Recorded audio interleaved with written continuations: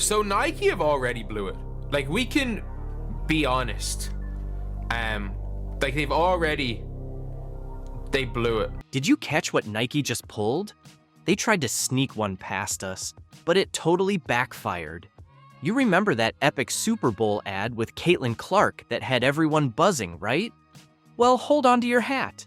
Nike dropped another ad right after, and guess what? No sign of Caitlin.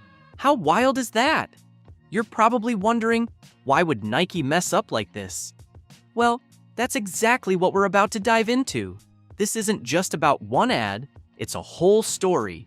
And trust me, I think Nike's already blown it. I think Nike have already blown it.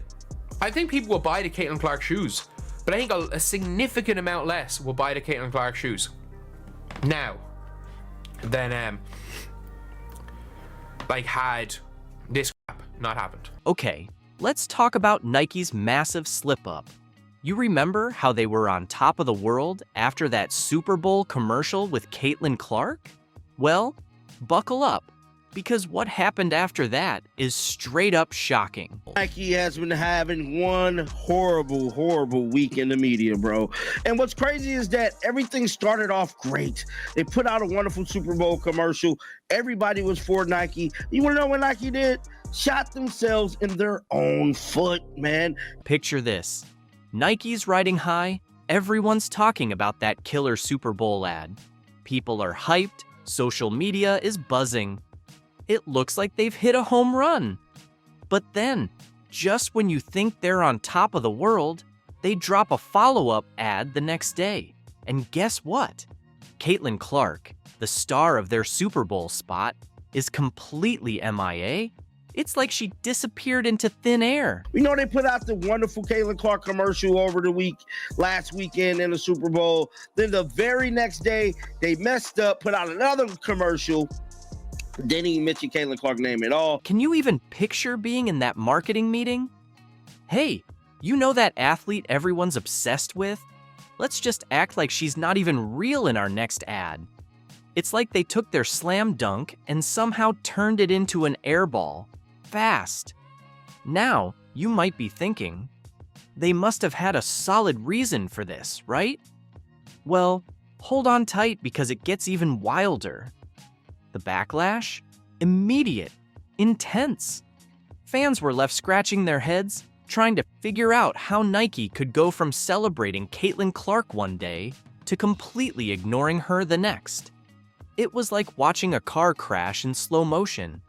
Except, instead of cars, it was Nike's reputation crashing into a wall of furious fans. It's just awful. Like, what Nike have done is they have basically, not like they're not gonna sell. But here's where it gets even crazier.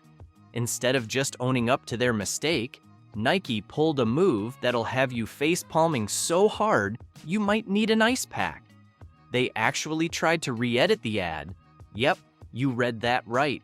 It's like they thought if they just slapped a quick fix on it, no one would notice. Then just yesterday, they re-edited the damn commercial and did a voiceover over it.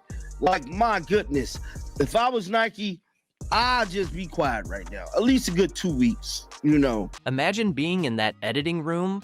Quick, add a voiceover. Maybe if we talk over the video, people will forget we totally snubbed one of the biggest stars in basketball. It's the kind of move that makes you wonder if Nike's ever heard of the internet, where nothing really vanishes. And guess what? This desperate attempt at damage control? Total disaster. It's like they took a bad situation and thought, let's pour some gasoline on this.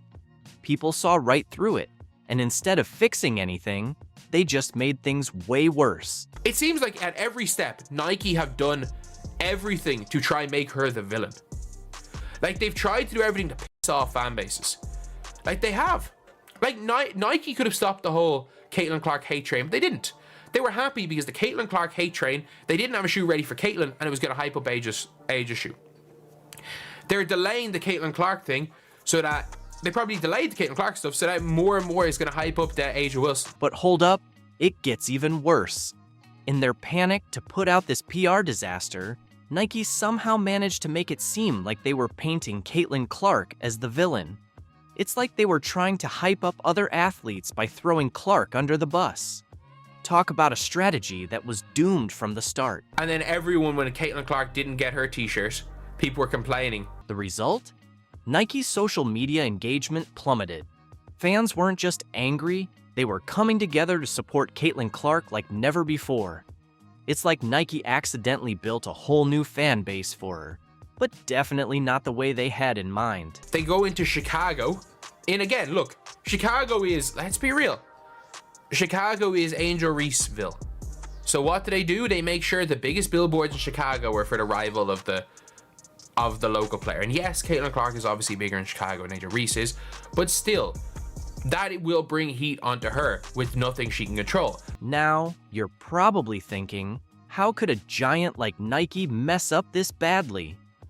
Great question, and the answer is pretty wild.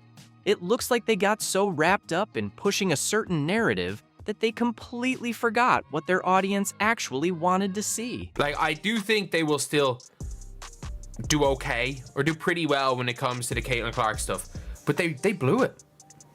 They really did blow it, because the more you hear about everything, the more you see, like, everything is almost, it looks like Nike are the ones trying to turn Caitlin Clark into the villain, while using Caitlin Clark to promote everything that they previously set to release. Just when you thought Nike's epic fail couldn't get any worse, Bill Maher steps in and drops a truth bomb so massive, it might just break the internet. You won't believe what he said on Real Time that's got everyone buzzing. Maher's not holding back, and he's calling out Nike for something that'll leave your jaw on the floor. Nike is not done yet because none other than Bill Maher took on Nike himself. And yeah, man, it ain't looking good. Now politics getting involved. So here's the deal. Maher is asking the question everyone's been thinking, but no one's had the guts to say out loud. He straight up asked, "Who's out here telling women they can't win in sports?" Can you believe it? It's like he read our minds. Maher's calling out something that's been right in front of us the whole time. Female athletes are getting more love than ever in today's culture. Did you watch the Super Bowl? Did you see the commercials? Did you see the Nike commercial that they ran with all the women athletes? Are we allowed to show a piece of that? Well, let's just do it. If the answer is yes, show it now. You can't take credit. You can't speak up. You can't be so ambitious. You can't break records. You can't have any fun. You can't make the man proud. You can't keep score. You can't stand out. Whatever you do, you can't win. Okay, so there's this phrase I use a lot here, zombie line. But here's where it gets really juicy. Maher's not just taking shots at Nike's ad, he's exposing a lie so huge it'll make you rethink everything you've seen about women in sports. He's saying Nike's entire narrative isn't just dishonest, it's straight up defensive. And then he hit them with this bombshell. Who are they even fighting against? And how does making girls and women seem uniquely vulnerable and under attack actually help them? When was the last time a woman was told, you can't do this, you can't be confident? Who are these imaginary mean old men of the patriarchy? I mean, most of the messages you hear out there are girl power, you go girl, girls code. The messages encouraging young women are so ubiquitous, it begins to sound not only dishonest, but just weird and defensive. Now, you're probably thinking, wait, isn't Nike all about empowering women? Well, that's what they want you to believe. But Maher's not having it, and neither are the viewers. The backlash against Nike's ad was massive, with people left scratching their heads, wondering why Nike's trying to paint female athletes as victims when they're actually out there dominating in real life. Hey, shout out to him because he made a really good point. A really, really good point that I think went over everybody's head. Bill Maher said, who are the men? Who are the people saying that women can't win? Who are the people sharing this, creating this narrative? Where they at? Because we don't see them. Let's break this down for a minute.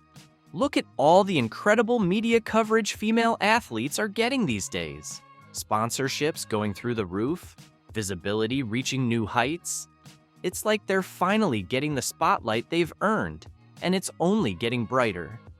It's like Nike's living in some alternate universe where women's sports are still stuck in the dark ages. Bill Maher has skirted Nike's recent Super Bowl commercial, claiming a giant lie about piracy runs through the clip involving stars such as Caitlin Clark and Sha'Carri Richardson. So when features come to the biggest names in women's sports, including WNBA superstars Caitlin Clark. Hold on, it gets even better.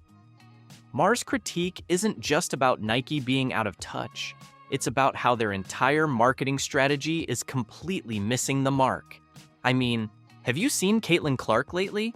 She's not just winning, she's flat out dominating. She's making waves so big in the women's game that they're spilling over into the men's game too. You might be thinking, okay, but why does this matter? Well, here's the kicker. Nike's trying to push this narrative of female athletes being constantly doubted and oppressed. But it's so far from the truth, it's laughable. It's like they're fighting against some invisible enemy that doesn't even exist anymore.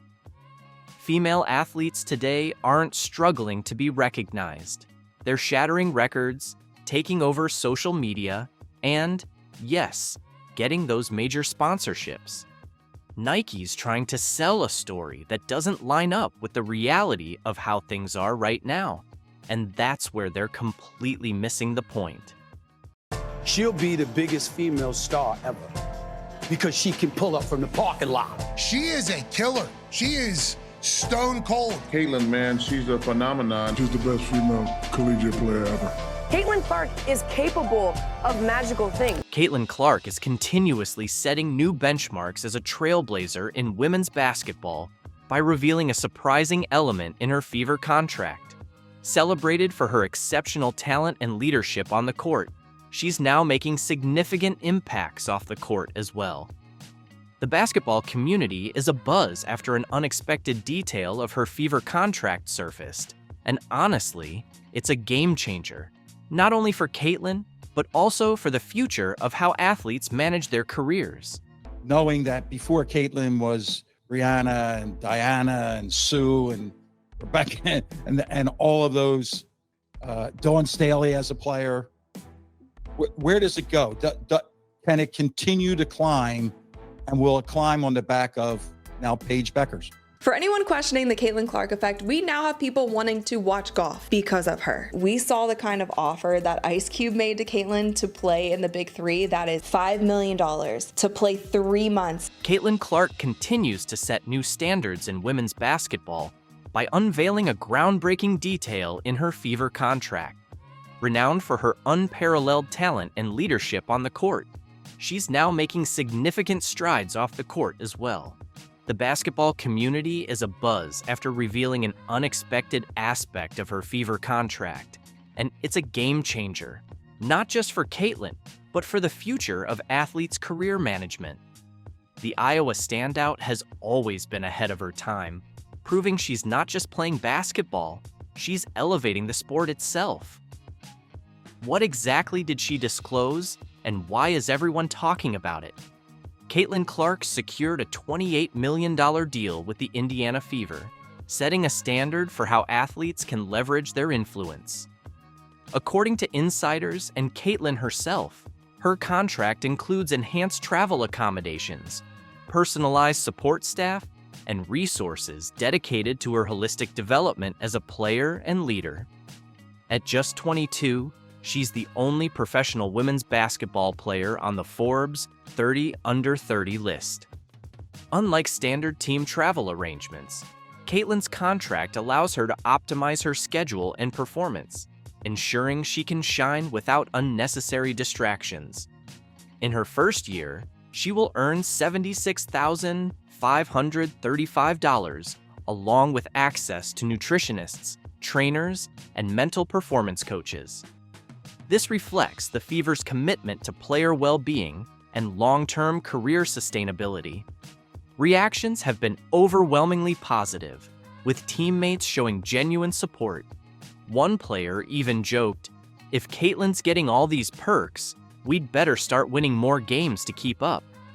From management's perspective, the Fever's general manager described the contract as a bold step toward redefining excellence in women's basketball. Investing in Caitlyn's development is also investing in the future of the league. Fans have praised the move on social media, celebrating Caitlyn's role in pushing boundaries and inspiring others. Young athletes everywhere are watching Caitlyn's journey and learning that it's okay to demand more. She's not just breaking records, but also breaking barriers, embodying empowerment and leadership. Caitlyn handles the spotlight with grace, crediting her teammates and the Fever for believing in her vision. This collective triumph highlights the power of teamwork and innovation. Looking ahead, Caitlin Clark is more than an athlete. She's a trailblazer and a symbol of what's possible when talent meets determination. Her contract with the Fever is a statement of intent, declaring that the future of women's basketball is bright and boundless. By securing provisions that emphasize personal development and well-being, Caitlyn is demonstrating that excellence on the court should be matched off the court. The Fever's decision to support her vision marks a cultural shift in women's sports, historically undervalued and under-resourced. Caitlyn's contract signals to other franchises and sponsors that investing in female athletes is both ethical and profitable. This move is reminiscent of the legendary Bird Magic rivalry, sparking excitement and essential competition. The domino effect is already taking shape, with other WNBA players exploring similar contract clauses. Younger players are dreaming bigger, inspired by Caitlyn's bold move. She advocates not just for her growth, but for the growth of women's basketball as a whole, creating a path for the next generation to thrive. Caitlin Clark has concluded one of the most remarkable years in basketball, backing up her words with actions. She plans to mentor young players and engage in community outreach, creating a transformative ripple effect. Despite critics questioning team equality, Caitlyn's approach benefits everyone by enhancing team performance and league recognition. Caitlyn's journey is far from over, and this contract is just one chapter in her incredible story. Whether you're a fan or inspired by her drive, there's no denying she's making a lasting impact. Here's to Caitlin Clark, a star on the court, a leader off it, and a true pioneer in every sense of the word. The offseason at the Indiana Fever is on fire. Rumors about Nalissa Smith are swirling, and tensions between her and Caitlin Clark are reaching a boiling point. Let's dive into the drama and uncover what's really going on once and for all. The Indiana Fever have had an amazing season with remarkable highs and challenging lows, but nothing could have prepared them for the shock caused by Nalissa Smith's actions, which many see as an unexpected betrayal. Smith's recent behavior has created friction within the team and has fans questioning the future of the Indiana Fever. We'll explore the controversy, fan and teammate reactions, and the potential consequences for both Smith and the Fever. It all started with a tweet. Nalissa Smith posted a photo of herself in a purple car with the caption, "Purple looks good on us." This innocent post caught the attention of Paige Buchers, a standout college basketball player, who responded with fire emojis. Smith's reply, "You just gotta let him be delusional," sparked rumors about her future with the Fever. The timing was bad, as the Fever were celebrating Caitlin Clark's record-breaking 35-point game, securing the 6th playoff seed after an impressive 18-10 run following a poor 2-9 start. Instead of focusing on their resurgence, Smith's tweet brought attention to internal conflicts. Sources say Caitlin Clark confronted Smith about the tweet, questioning her commitment and highlighting Smith's dissatisfaction with her role and playing time. During the regular season finale against the Dallas Wings, Smith started the game, scored 8 points, and grabbed 6 rebounds in 19 minutes before being benched for the second half. Frustrated, she posted, "Fun while it lasted, babe. in response to her girlfriend's supportive message, hinting at tensions with teammates and coaching staff. The public reaction was swift and harsh. Fans flooded social media with calls for Smith's removal, using hashtags like #TeamCaitlin and #TeamNalyssa. Many felt betrayed by her perceived lack of loyalty, especially given her strong performances and high expectations. Sports analysts debated whether Smith's actions were due to deeper team issues or mere miscommunication. Some defended her frustrations over reduced playing time, while others criticized her professionalism and its impact on team morale. Head coach Christy Sides is in a tough spot, trying to maintain team unity while addressing the backlash. She issued a statement about handling matters privately, but insiders say she's deeply concerned about the situation's impact on the playoffs. Several options are being considered: team meeting and reconciliation, addressing issues directly to encourage open communication, disciplinary action, ranging from fines to temporary suspension to reinforce team cohesion, trade speculations, exploring trade options, though Smith is under contract until 2026. Public apology. Smith could apologize publicly to mend relationships and quell fan outrage. Meanwhile, Nalyssa Smith remains active on social media. Fans are questioning her commitment to the game as she continues to clash out with her star teammate Clark. People are wondering, is this all because of jealousy, due to Caitlin stealing the spotlight? Smith's on-court performance has declined in the last season, averaging 10.5 points and 7.2 rebounds per game, down from last year's 15.5 points and 9.2 rebounds. Her playing time has also decreased from 30.7 minutes in 2022 to 25 minutes now. The Fever exercised their fourth-year option on her contract, securing her through 2025 with a salary increase next year. While her financial future with the team is secure, her role and satisfaction remain uncertain, as it's very likely we will not see her return after this upcoming season. Whether this incident becomes a catalyst for growth or a source of division depends on how the Fever, especially Smith and Clark, choose to move forward. This controversy also highlights the broader impact of social media on professional sports, reminding athletes to balance personal expression with professional responsibilities. First person I can honestly say that looks like Steph Curry. Like, she's not guardable right now, and she can hit almost any shot from the outside. Almost any. How much of a power she is out there on the court. The cool part is the way that she plays and her range and the level of difficulty on her shots is obviously a very close comparison. From long-range shots to lasting influence, Caitlin Clark isn't just setting records, she's shattering them. Surpassing even Steph Curry's iconic three-point average, she's reshaping the future of basketball.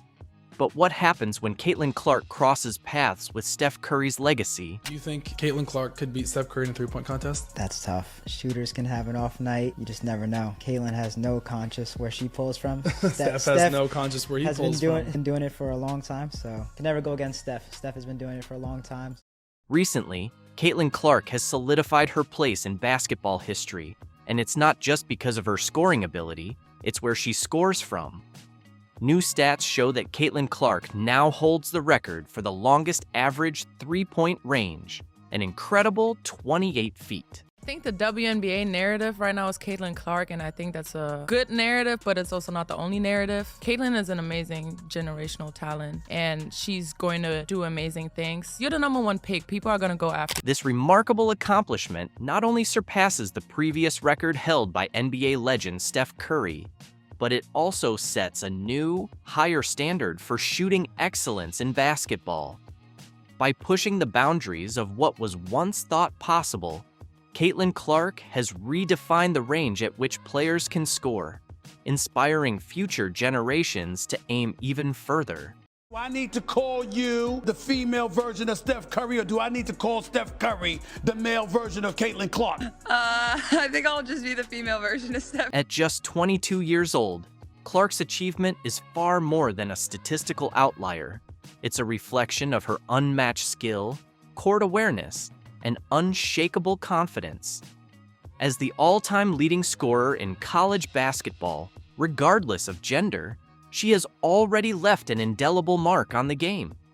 With her new record-breaking 28-foot average, Caitlin Clark has not just added a new statistic to her resume, she's fundamentally redefined what it means to be a sharpshooter in the modern era.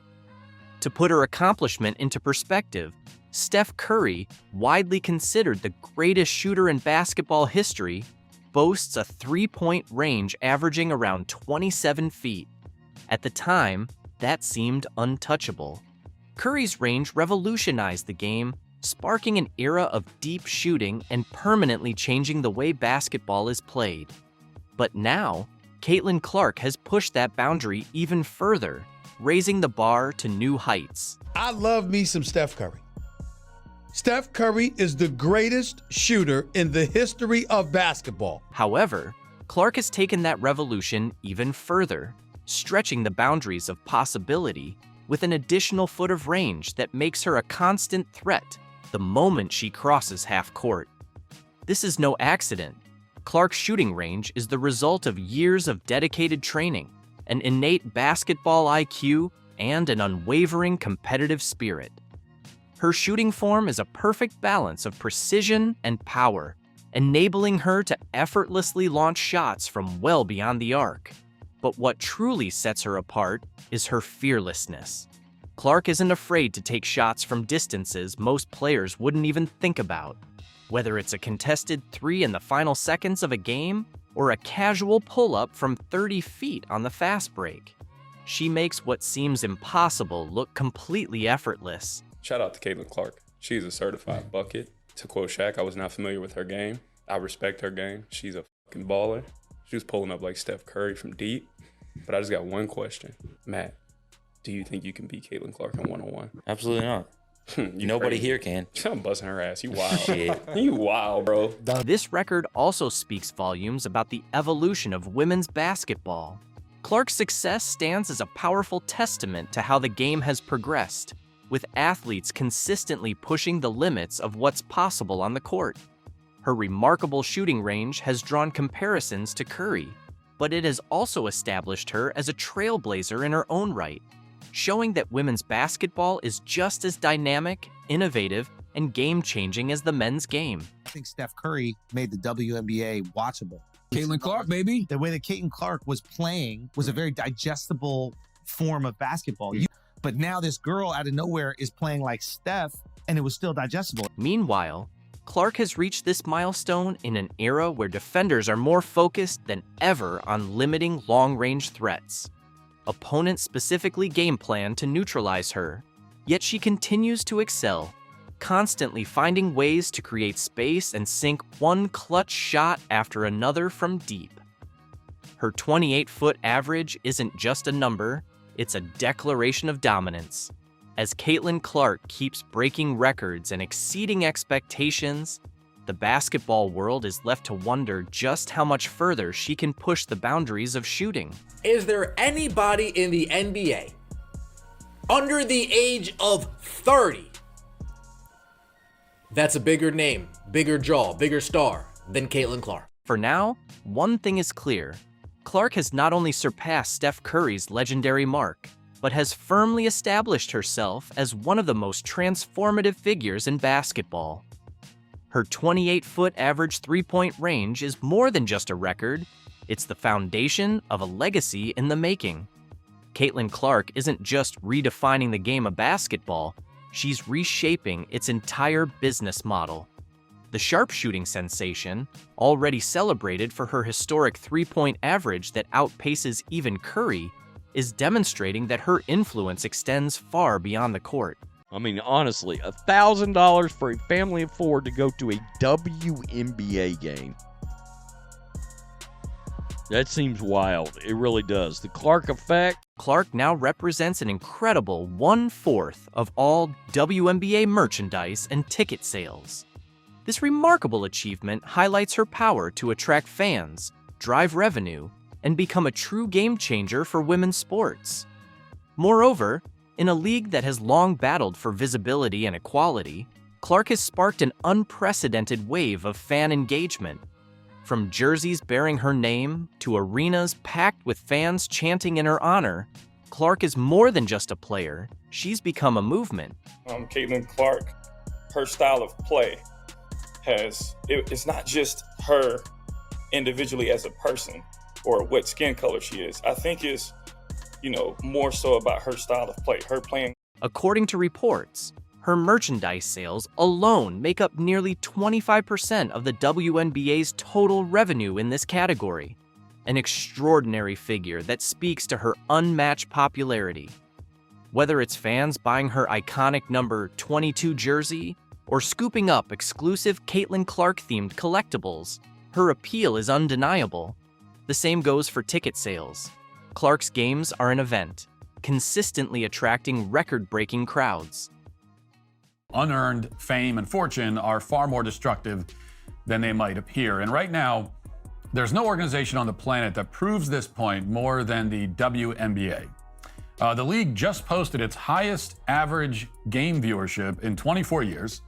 They're bringing in massive new sponsorships, at least by the league standard. They're selling out arenas, which used to be unheard of for the WNBA. Have you ever wondered why a star like Caitlin Clark is encountering criticism in the WNBA? It's not what you might expect.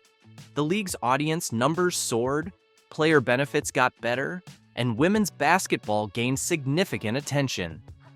However, suddenly, unexpected allegations began to emerge from seasoned WNBA players. From the executives to the players to the reporters who, for their sins in a past life, have been cursed with the job of covering a women's basketball league, everyone should be overjoyed. But there's a big problem. All of this success, every bit of it, is due to the presence of one player in the league, and that is a generational talent named Caitlin Clark, who of course you've heard of. And still probably the only WNBA player whose name you know. Matt Walsh isn't buying it. He's calling out the double standards, and trust me, he has the proof. He's armed with the data, the statistics, and he's not afraid to name names. Stay tuned as we uncover the explosive truth behind the WNBA's biggest controversy to date. You won't believe what some players are revealing behind the scenes. Ready? Let's dive in. Imagine this. Caitlin Clark steps onto the court, and the WNBA undergoes a complete transformation overnight. She's not just making an impact, she's changing the game. She's the reason the WNBA just won the lottery. Without Caitlin Clark, nobody cares about any of these players or the league. With her, most people still don't care, but a lot more people care than did before. And everybody knows that, right? Therefore, everyone in the league other than Caitlin Clark is doing exactly what so many lottery winners do. They're allowing all of their worst personality traits to surface because they just can't help themselves. The WNBA is undergoing an unprecedented boom. Viewership has soared to record-breaking heights, leaving executives in awe. Stadiums are packed to capacity, generating an electric energy that was once unimaginable in the WNBA. It's as if someone hit a power switch, and suddenly women's basketball has become the hottest ticket in town. There are a lot of stories out there about lottery winners who go on to destroy their lives. Something like 70% of them supposedly go bankrupt within a few years. It's not hard to see how that would happen. When you give a lot of money and attention to a person who didn't earn any of it, that person doesn't suddenly change overnight. Instead, more often than not, all of their worst character traits are amplified 10 times over, and in many cases, that leads to a very public and humiliating collapse. This is a principle that doesn't just apply to individuals, it turns out. It applies to organizations, too. This surge in popularity is bringing in significant investments. Sponsorships and major deals are flooding in like never before. It's as though the floodgates have opened, and everyone wants a slice of the WNBA action. Players are enjoying enhanced benefits, and the league is attracting attention from unexpected sources with a surge of new fans. But here's the kicker. Not everyone is celebrating. Some players are voicing their frustrations. Can you believe it? Amidst all this success, underlying discontent is starting to surface. There's been a lot of resentment in this league lately, in particular since the season began. And the thing about resentment, as we all know, is that it tends to fester over time. It gets worse and worse. That's exactly what we're seeing now. It's truly perplexing.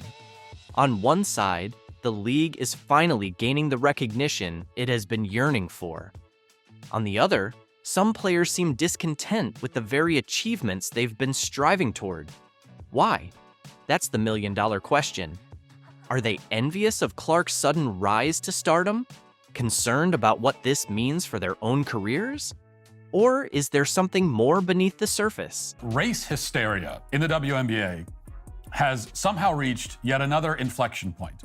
The league is currently in the midst of what really might be the single most contrived racism scandal, certainly in any professional sport, at least since the fake noose in Bubba Wallace's garage. Specifically, a bunch of WNBA players have come out claiming that they've been victimized by racial slurs and other forms of racist attacks. Like, a lot of players are claiming this. Imagine this. The WNBA is soaring on an unprecedented wave of popularity, and then a bombshell hits that shakes the league to its very foundation. We're discussing explosive accusations of racism that threaten to dismantle women's basketball. It's like striking a match in a room filled with gasoline. How do you feel about what has happened over the past year with the W since you first came in to where it is now? And obviously the game has grown and there's new fans, but how do you appreciate the new fans without all the noise that's coming with them? I don't appreciate the new fans that sit there and yell racial slurs at myself, my teammates, and the people that I play against, because yeah, those might be opponents, but those are friends too. You know, they don't deserve that. So I don't appreciate the new fans. I think it's okay to do that. Brittany Griner, one of the league's biggest stars, steps forward with a startling allegation. She claims that new fans are hurling slurs during games. Can you believe it? The question that Brittany Griner was asked was about the massive growth of this league, which was dead in the water just a year ago and had been dead for its entire existence. And the reporter asked, what do you think of all the new fans? And like, in any other context, when someone says, what do you think of all the new fans that are coming in? Usually it's, oh, it's great. We love how everybody is supporting the league and we're so grateful. None of that. Instead of some gratitude, some appreciation for the people who have saved the WNBA, who pay to come out to see bad players like Brittany Griner, instead of that, we get resentment. Now for the details. None of these racial slurs have been confirmed, even though some are alleged to have happened during games. As far as I know, none of them have been captured on camera. Interesting. There's no visual or audio proof to back any of these claims. Not a single trustworthy report either. That's highly unusual, especially considering there are cameras and smartphones at every WNBA game. Walsh isn't holding back. He's stating it exactly as he sees it, asserting that these accusations are completely fabricated. It's a daring claim, but it's making people take notice. But let's slow down for a moment. Why would players fabricate something so serious? That's the million-dollar question sparking intense debates among fans and critics alike. Are they trying to create drama? Is there something else happening behind the scenes? If there were, the videos would be all over the internet, but they're nowhere to be found. They don't exist online. So instead, we're left having to rely on the players' statements. The entire situation is causing turmoil within the league. On one side, you have players feeling wronged and calling for action. On the other, there are skeptics like Walsh demanding solid evidence before making any judgments. And in the middle of it all, the fans, the sponsors, and the future of the WNBA itself.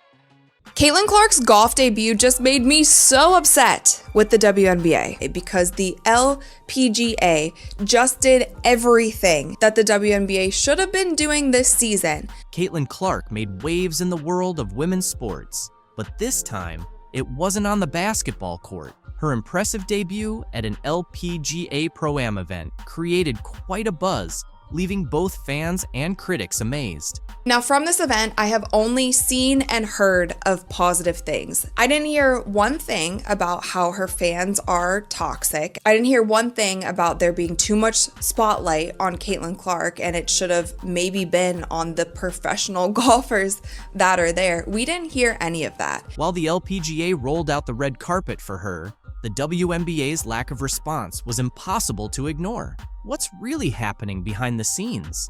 I honestly just got so triggered by Caitlin Clark's golf debut, and it is no fault of hers that I got upset. It is the fault of the WNBA because the LPGA just did everything. Caitlin Clark is now a household name, not only for her WNBA success, but also for her unexpected performance in golf. Her appearance at the LPGA Pro-Am wasn't just a typical celebrity cameo, it turned into a nationally spotlighted event. Fans showed up in droves, pushing for the tournament to be broadcast. And when it finally aired, the LPGA struck gold. They didn't just include Caitlin, they made her the star of the entire event. How this Pro-Am event originally wasn't even going to be televised, but there were so many fans who were emailing the organization saying, how can we watch Caitlin? Can we come to the event? Can you live stream it? All of these things. And it ended up being put on television. Let's break it down. The LPGA didn't just get lucky with this opportunity, they planned it with precision. They paired Caitlin with Nelly Korda, the top-ranked golfer in the world. Think about it, one of the biggest stars in women's basketball teaming up with the best golfer around. That's not a coincidence. That's smart marketing. Photos of Caitlin and Nelly were all over social media, generating a buzz that reached well beyond golf fans. Basketball lovers, golf enthusiasts, and more were instantly hooked. Fans were really excited about that. There was so much buzz online. She was trending on Twitter, all of the things. And the LPGA was promoting the crap out of this event. And they also did something really smart by pairing her up with their currently #1 golfer in the world. Meanwhile, the WNBA, the league that shot Caitlin to stardom, remained completely silent. They didn't tweet, post, or make any mention of her golf success. Fans definitely noticed, and it raised a lot of questions. Why wasn't her own league celebrating such a huge moment? It felt like a major missed opportunity, especially after the LPGA showed just how much star power Caitlin could bring to another sport. There are photos of Caitlin and Nelly literally everywhere, and the LPGA was so smart in doing this because they knew that there would be so many eyeballs on Caitlin. So if they put their #1 golfer, who is currently leading the sport and pushing the sport ahead, if they put her next to Caitlin for the entire event, that's just great. It's great for Nelly and it's great for everyone else. It wasn't just the LPGA that jumped on Caitlin's star power. Media outlets were all over the story too. From SportsCenter to Bleacher Report, everyone covered her every move at the event, from her swings to her interactions with fans. Everything Caitlin did became headline news. The LPGA took full advantage of the spotlight, promoting not only Caitlin, but also showcasing their top golfers. It was a win-win situation. In contrast, the WNBA took a different approach. Throughout Caitlin's rookie season, many fans felt the league wasn't doing enough to promote her, despite her standout performances and the clear Caitlin Clark effect on viewership numbers. The league seemed hesitant to fully embrace her rising fame. Critics argued that the WNBA was trying too hard to evenly distribute attention, even when it was obvious Caitlin was the main draw. This reluctance was even more noticeable during the LPGA Pro-Am. While the LPGA leaned into Caitlin's popularity, the WNBA's silence was glaring. Fans didn't hold back, taking to social media to share their frustrations. Many pointed out that this was exactly what they'd been saying all season. The WNBA wasn't doing enough to leverage Caitlin's popularity, so why would the WNBA hold back? Some say the league is cautious about focusing too much on one player, fearing it might overshadow others or stir up tension within the league. Others think it's a missed opportunity tied to outdated marketing tactics. Whatever the reason, the difference between the LPGA's strategy and the WNBA's silence was striking.